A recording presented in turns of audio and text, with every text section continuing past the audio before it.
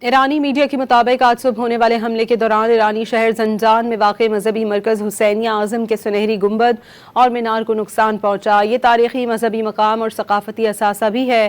جانی نقصان کے بارے میں ابھی کوئی تفصیل سامنے نہیں آئی۔ ایرانی میڈیا کے مطابق آج صبح ہونے والے حملے کے دوران ایرانی شہر زنجان میں واقع مذہبی مرکز حسینیہ اعظم کے سنہری گنبد اور مینار کو نقصان پہنچا۔ یہ تاریخی مذہبی مقام اور ثقافتی اثاثہ بھی ہے۔ جانی نقصان کے بارے میں ابھی کوئی تفصیل سامنے نہیں آئی۔